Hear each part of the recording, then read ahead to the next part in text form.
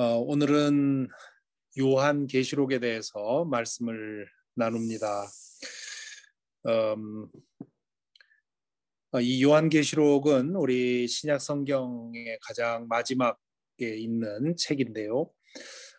우선 요한계시록이 태어나게 된 그런 배경을 생각을 해볼 필요가 있습니다. 그것이 바로 유대 묵시문학이라고 하는데요. 몇 주 전에 이 묵시문학에 대해서는 간단히 설명드린 적이 있습니다만은 예언자의 시대, 이 구약 시대를 보면 예언자들의 황금 시대가 있었죠. 그게 약 800년부터 500년까지 한 300년 내지 400년 동안 아주 탁월한 예언자들이 나타나게 되죠. 그런데 그 예언자들이 나타났던 때가 주로 위기의 때입니다. 이스라엘과 유다의 역사의 위기 때에 이 탁월한 예언자들이 나타나서 말씀을 전하지요. 그 예언자들의 시대 후반부에 나타난 현상이 바로 묵시의 현상입니다. 그래서 우리 예언서를 보면 에스겔서, 다니엘서, 스가랴서 등의 이 묵시 문화, 묵시적인 형태의 그런 말씀이 나옵니다. 이 묵시와 예언이 어떻게 다르냐? 예언과 묵시를 비교해 보면요. 예언은 현재의 삶에 대해 회개하게 하는데 목적이 있었습니다. 그래서 믿는 이들의 죄악에 대한 고발이 많죠. 물론 이제 그 하나님께서 미래에 이루실 일들에 대한 그런 예언들이 많이 있지만 그것이 그러니까 미래에 이러이런 일이 일어날 것이다 하는 것이 고정된 것이 아니라 지금 너희들이 회개하고 정신 차리고 회개의 열매를 맺으면 그러면 하나님께서 그 미래를 바꾸실 것이다. 그래서 이 미래가 어느 정도는 고정이 돼 있지만 확정이 돼 있지만 지금 어떻게 사느냐에 따라서 그 미래가 달라질 수 있는. 그래서 현재 이 초점은 현재에 있습니다. 예언이라는 말 자체는 미래에 초점이 있는 것처럼 보이지만 사실은 미래에 대한 얘기를 하면서 현재의 삶에 대해서 초점을 맞추지요. 반면에 묵시는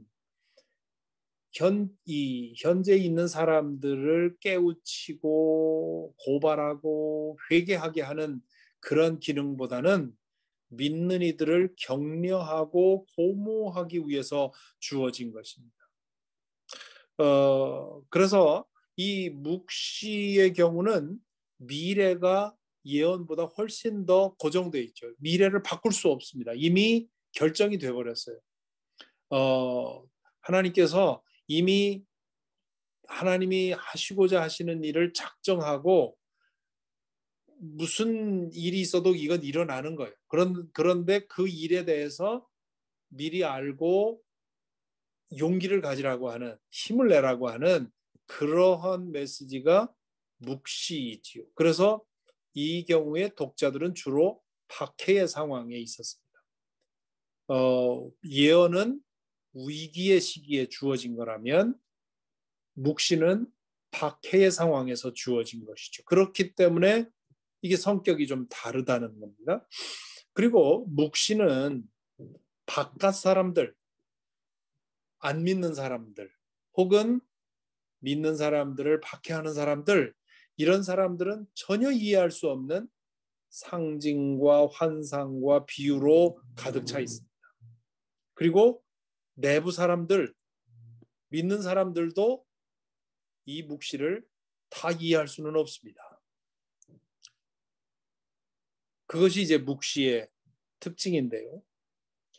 이 신구약 중간기, 말라기 예언자가 사라지고 그리고 예수님 세례 요한이 나타날 때까지의 그 400여 년의 그 기간 동안에 묵시문학이 굉장히 많이 쓰였습니다. 그것이 이제 외경 그리고 위경이라고 말씀을 드렸는데요. 그 외경, 위경들은 대부분 묵시적인 그런 그, 그 내용을 그 구체적으로 무엇을 말하는지 꼭 집어 말하기 어려운 그러한 비유와 상징과 이런 것들이 가득한 그런 책이 많이 쓰였죠. 그래서 이 요한계시록은 이 묵시문학의 흐름, 묵시의 흐름 속에 있었다. 그래서 이 그 요한계시록과 유대묵시록을 비교해 보면 유사한 점들이 많이 있죠. 물론 내용과 지향점은 다르지만. 자, 그럼 이 요한계시록의 저자는 누구냐? 1장 9절에 보면 요한계시록 1장 9절에 보면 이렇게 말합니다. 예수 안에서 여러분의 형제요. 예수 안에서 환난과 그 나라와 인내에 여러분과 함께 더불어 참여한 사람인 나 요한은 하나님의 말씀과 예수에 대한 증언 때문에 단모라는 섬에 갇혀 있게 되었습니다. 지금 이 자신의 자신에게 일어난 일들을 설명을 하는 것이죠. 그러면서 반모섬에 갇혀 있다가 하나님의 계시를 묵시를 보고 그것을 적으라고 해서 지금 적고 있습니다 하는 글을 쓰지요. 그래서 이 요한이 누구냐? 지난 시간에 요한 서신, 요한 문서에 대해서 말씀을 드린 것처럼 저자는 세베대의 아들 요한, 예수님의 제자 요한이었을 거다 하는 것이 전통적인 입장이고 또 지금도 많은 사람들이 그렇게 믿고 있고요. 그러나 이제 좀 비판적인 사람들은 아마 세베대의 아들 제자 요한이라기보다는 그의 영향을 받은 또 다른 요한이었을 거다. 그런 생각을 합니다. 그러나 이제 요한복음과 요한서신과 요한계시록을 비교해 볼 때 일치하는 점들이 많이 있기 때문에 이건 한 사람의 작품이다.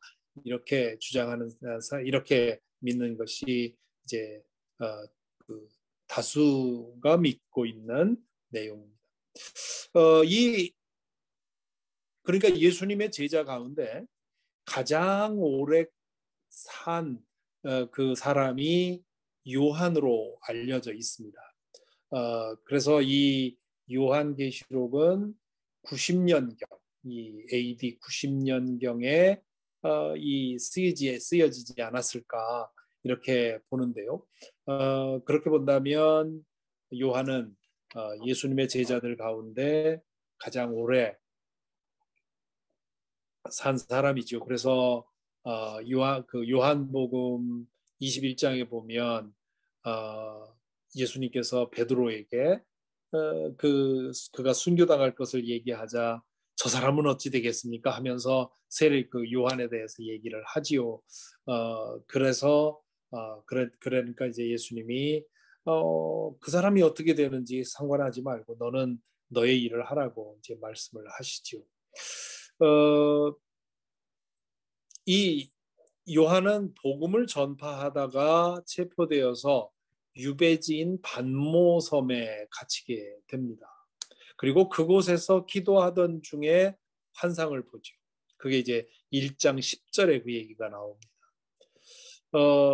주의 날, 여기 주의 날이라고 하는 것은 아마 지금으로 보면 안식일이 지난 주일, 일요일에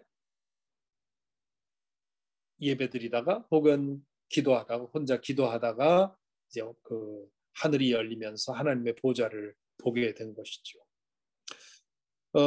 그리고 그때에 주님께 나타나셔서 소아시아의 7교회를 위해서 보고 들은 바를 기록하라는 명령에 따라서 이 책을 기록합니다. 그것이 이제 11절에 나오는 내용이죠.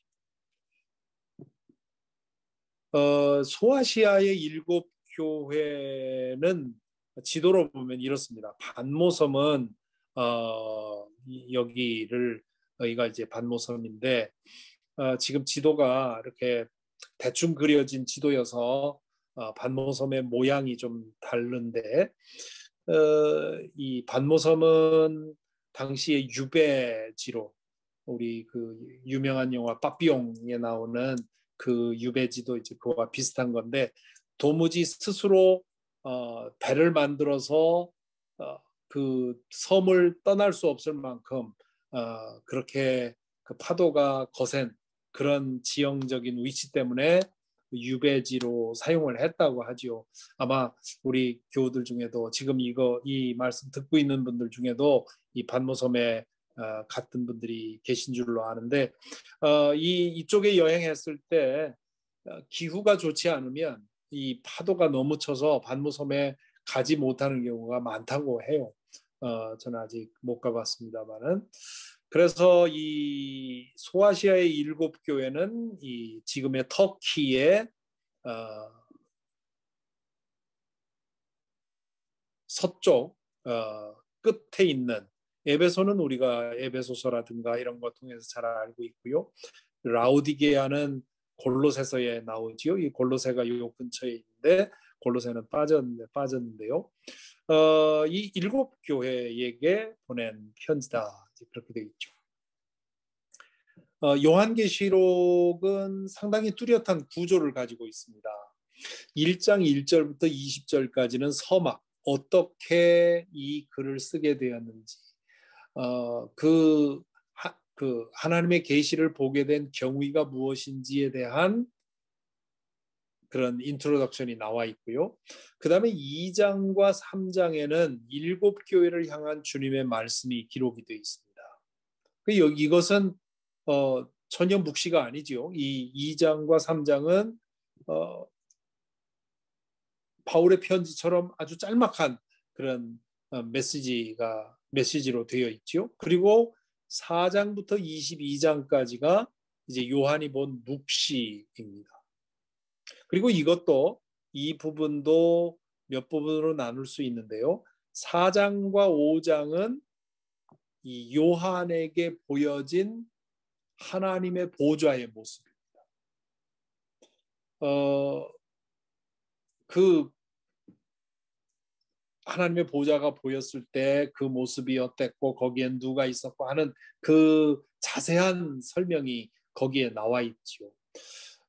그리고 그 다음에 이제 그 하나님 나라의 하나님의 보좌에 대한 설명이 나온 후에 6장부터 16장에는 세 가지의 7 환상이 나옵니다. 7 봉인, 7 나팔, 7 대접 해서 이 하나하나 첫 번째 봉인이 뜯어졌을 때 이런 일이 일어났고 두 번째 봉인이 떨어졌을 때 이런 일이 이렇게 해서 7개가 되고 그 다음에 또 첫 번째 나팔이 울리니까 이런 일이 일어났고 해서 7개가 나오고 그 다음에 첫 번째 대접이 쏟아지니까 이런 일이 일어나고 해서 이게 3번 반복이 되지요.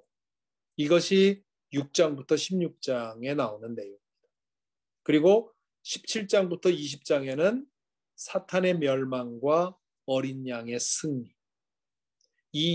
여기에서 있었던 그 많은 환난과 혼란과 갈등과 이 모든 것들이 여기에서 17장, 20장에서 이제 해소가 되는 거죠. 그 모든 갈등이 끝나고 사탄이 최종적으로 결박을 당하고 어린 양이 승리하는 어린 양이 죽임당하신 어린 양이 영원한 왕이 되는 그런 변화가 이제 일어나고요. 그리고 21장부터 22장 5절까지가 새하늘과 새 땅 그리고 영원한 승리에 관한 이야기가 나옵니다.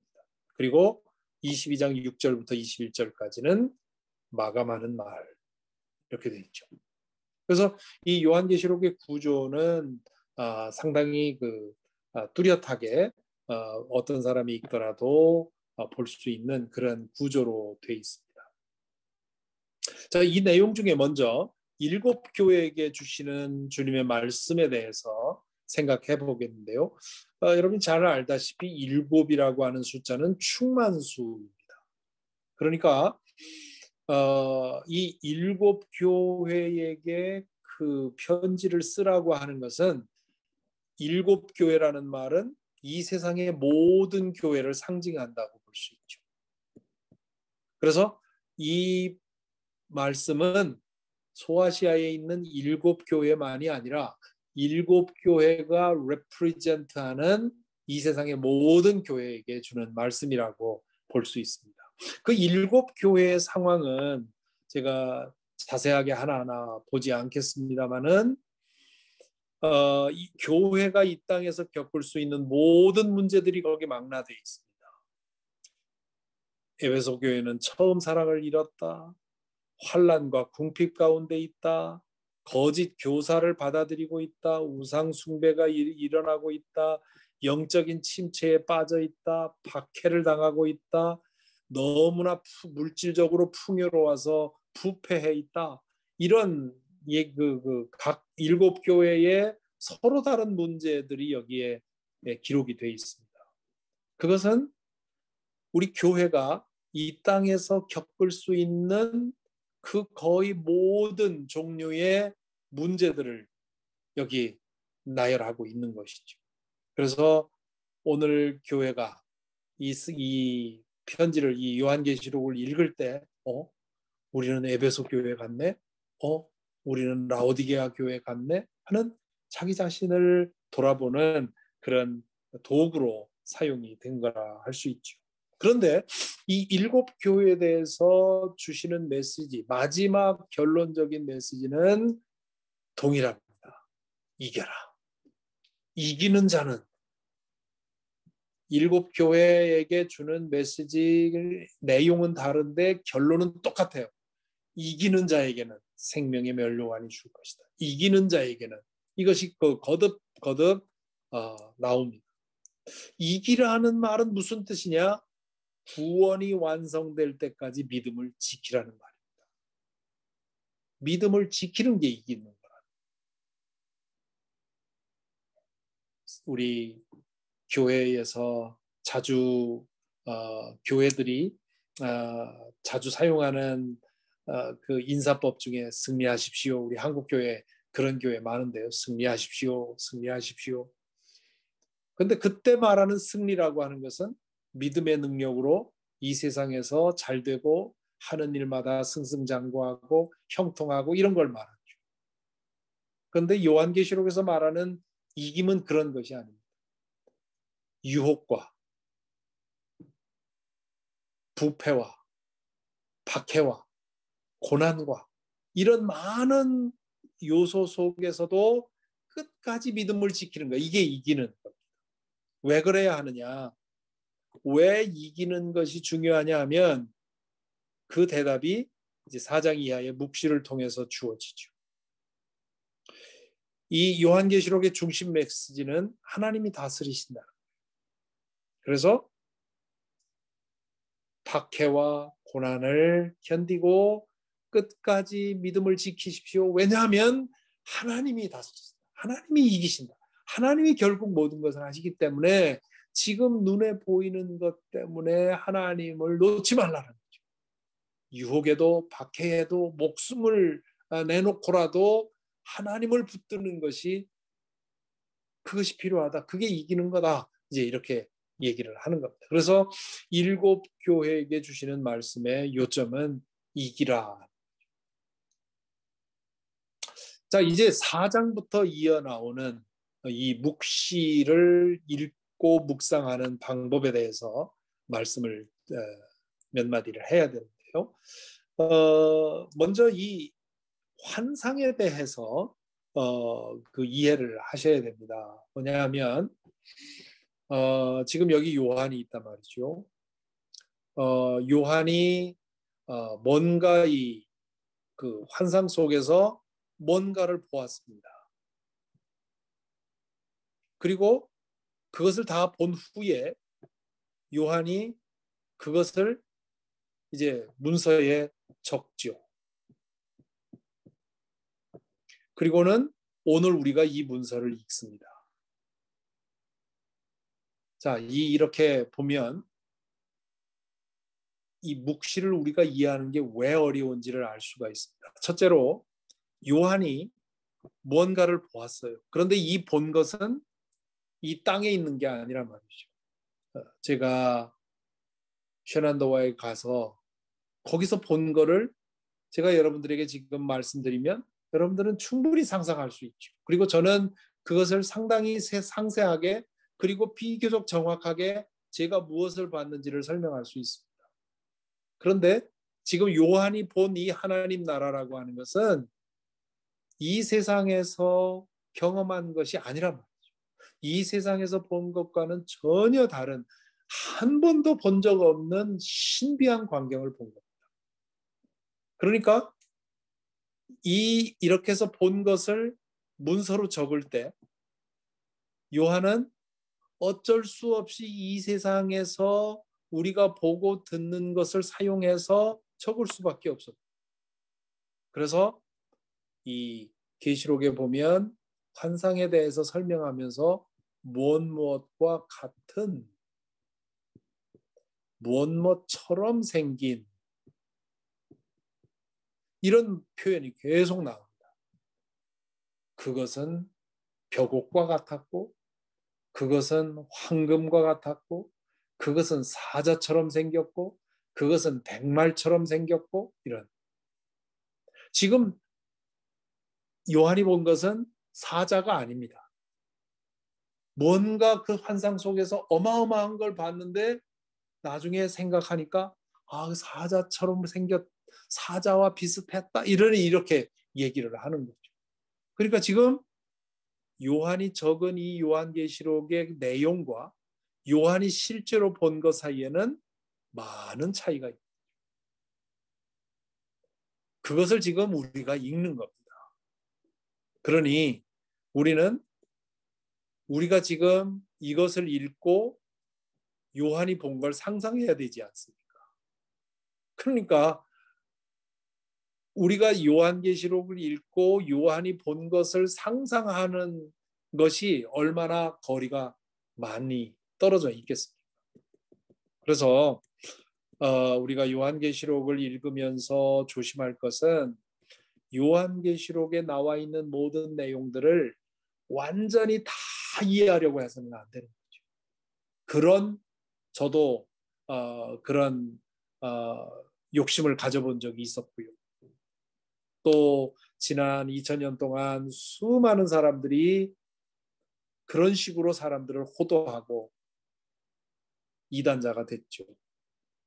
요한계시록을 잘못 읽는 방식 중에 대표적인 방식은 재림과 종말의 시나리오를 읽는 겁니다. 지금 15장에 나와 있는 이 이야기는 무엇을 가리키고 뭘 가리키고 해서 지금 현재 일어나고 있는 그리고 앞으로 일어날 일들과 하나하나 맞춰가지고 그렇게 해서 언제가 되면 재림이 올 것이다, 종말이 될 것이다 라고 말하는 것이 바로 시한부 종말론자들입니다. 그동안 2000년 동안 그런 사람들은 끊임없이 나타났어요. 그런데 끊임없이 사람들이 속았습니다. 지금도 그런 사람들이 있습니다. 지금도 유튜브에 보면 요한계시록을 풀었다 하면서 시한부 종말론 얘기하고 하나님으로부터 계시받았다고 얘기하는 사람이 있고요. 이 지금 워싱턴 시내에도 그런 사람이 있어서 가끔 신문에 광고도 나오고 합니다. 요한계시록을 풀었다 하는 사람이 가장 위험한 사람입니다. 그래서 요한계시록은 종말을 예측하도록 주어진 비밀 문서가 아닙니다. 종말의 환란을 견뎌낼 소망과 믿음을 가지게 하는 책이죠. 그래서 요한계시록을 통해서 우리가 얻어야 할 것은 인포메이션이 아니라 트랜스포메이션이다. 그렇게 이 영어권 학자들이 자주 얘기를 합니다. 이 요한계시록을 통해서 언제 재림이 일어날 거고 지금 일어나고 있는 이 일이 어떤 의미를 가지고 있는가 하는 인포메이션을 찾으면 다 틀린다는 거죠. 2000년 동안 틀렸기 때문에 앞으로도 틀릴 거란 말이죠.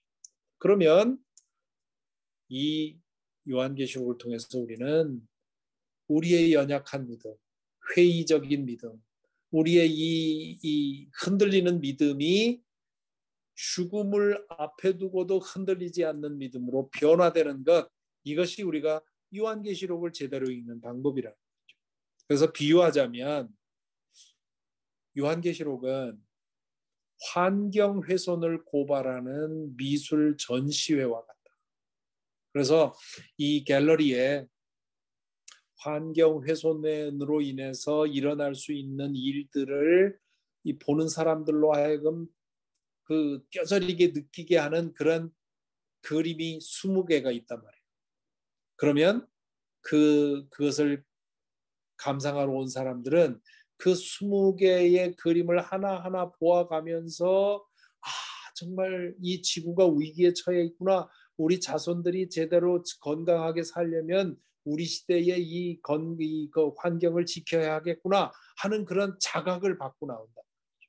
요한계시록에 나와 있는 이 환상들을 우리가 읽어가면서 얻어야 할 게 바로 그거라는 거죠.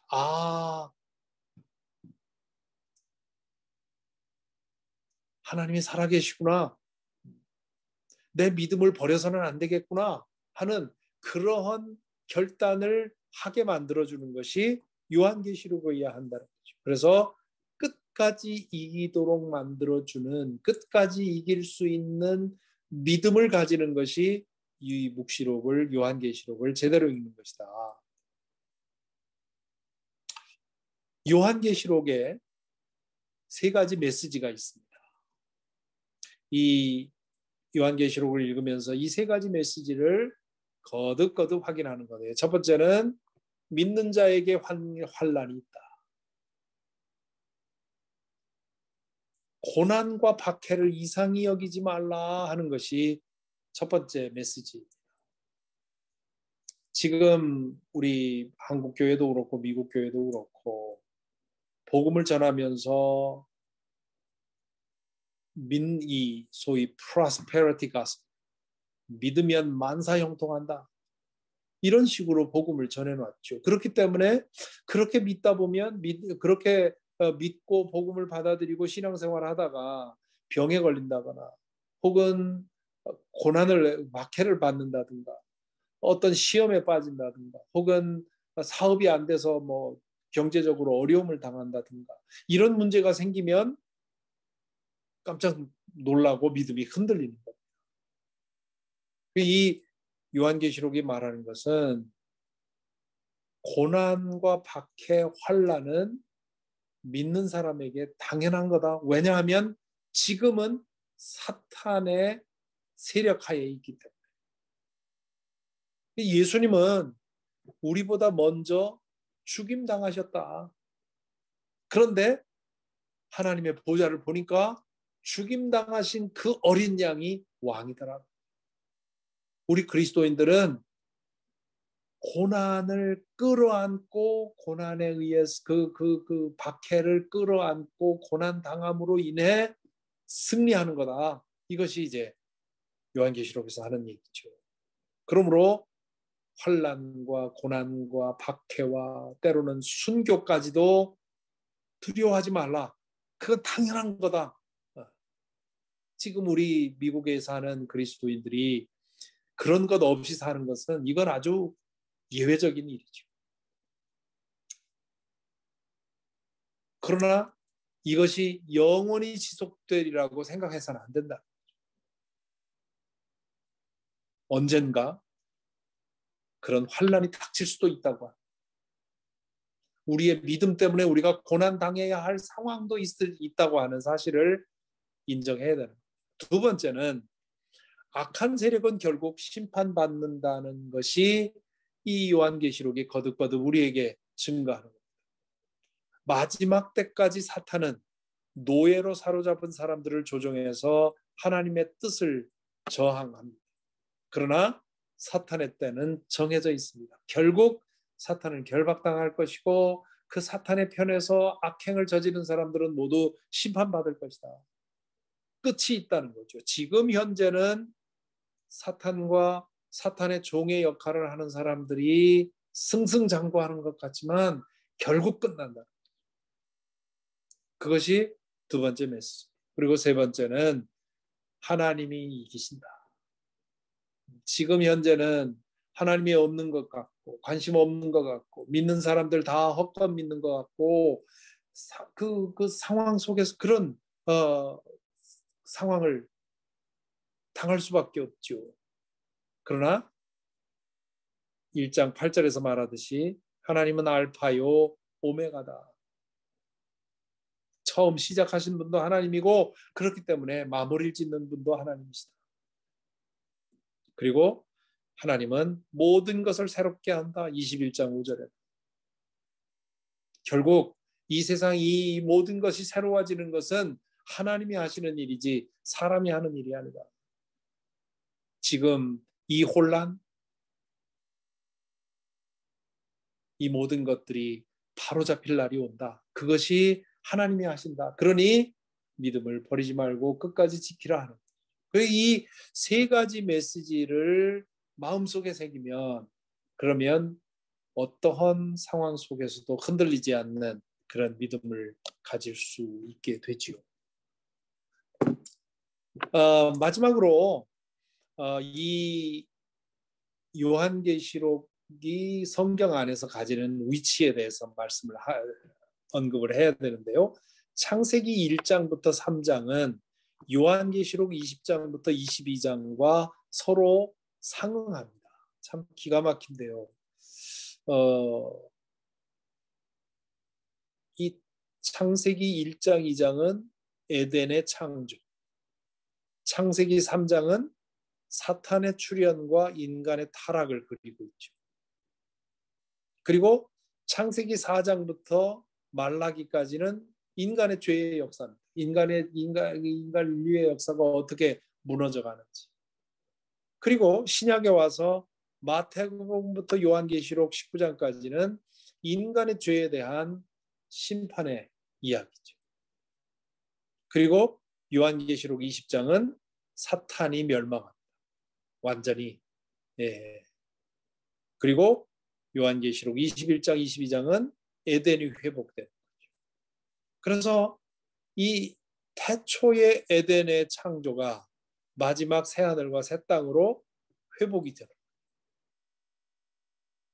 그래서 이야기의 성경 전체를 보면 이야기의 흐름이 이렇게 쭉 어두워지다가 다시 밝아지는 빛으로 나오게 되죠. 자, 이것이 제가 성경의 형성 과정을 말씀드릴 때 언급한 것처럼 성경이라고 하는 것은 한 사람이 쓴 게 아닙니다. 한 사람이 썼다면 이 기가 막힌 아이디어를 냈다 이렇게 볼 수가 있죠. 그러나 한 사람이 쓴 게 아니라 적어도 50명이 넘는 그런 저자들이 적어도 1000년이 넘는 그런 기간 동안 here and there 쓴 것이 묶여져서 교회 안에서 읽혀지면서 그러면서 이것이 성령의 영감으로 된 것이라고 하는 인정을 받고 묶여져서 그래서 먼저 구약 성경 39권이 묶이고 그리고는 한 300년 후에 신약 성경 27권이 묶이고 이것이 신구약 성경으로 하나로 통째로 묶어진 것이 그 후의 일이죠. 그런데 그렇게 오랜 세월을 거쳐서 만들어진 편집된 성경이 이렇게 처음과 끝이 상응하면서 알파와 오메가이신 하나님의 창조와 그리고 마지막 예수 그리스도의 재림을 통해서 모든 것이 회복이 되는 이러한 이야기까지 이어져 오는 것을 보면 이 성경은 우연의 산물도 아니고 인간의 창작물도 아니라는 사실을 다시 한번 확인하게 됩니다. 그래서 이 성경의 이 신비에 대해서 다시 한번 비밀에 대해서 다시 한번 놀라게 되는데요. 자, 오늘 이 말씀을 여기까지 하고요. 오늘 이 말씀을 잠시 묵상을 하겠습니다. 앞에서 본 이 세 가지 메시지를 한번 생각을 해보십시다. 믿는 자에게는 환난이 있다. 믿는다는 것이 이 세상에서부터 떠나서 우리만의 천국을 만들고 그곳에서 살아가는 것이 아니라 이 땅에서 아직도 사탄이 그의 수하들을 통해 우리를 하나님으로부터 멀어지게 하려고 여러 가지 방식으로 우리를 흔드는 이 세상에서 살아가고 있기 때문에 환난을 당하는 것은 당연한 일이다. 환난이 전혀 없다면 혹시 우리가 잘못 믿고 있는 거 아닌가 생각해요. 두 번째는 지금 우리가 당하는 악은, 우리가 당하는 고난은 끝이다. 그리고 하나님이 다스리신다. 우리 눈에 어떤 모습이 보이더라도 하나님 다스리신다 하는 이 세 가지 메시지. 사실은 이 메시지는 이렇게 제가 말해가지고는 우리 마음에 와 닿지 않습니다. 요한계시록을 읽으면서 그 어마어마한 드라마를 보면서 상상하면서 맞아 하고 마음속으로 느껴야만 그게 우리 마음에 탁 자리 잡을 수 있죠. 자, 이제 잠시 묵상하시면서 이 세 가지 메시지를 우리 마음속에 새기십시다. 그리고 이 세 가지의 진리를 따라서 흔들리지 않는 믿음, 환난을 감당해내고 끝까지 이길 수 있는 믿음, 죽음도 두려워하지 않을 수 있는 그런 믿음에 이를 수 있도록 우리를 위해서 기도하십시다.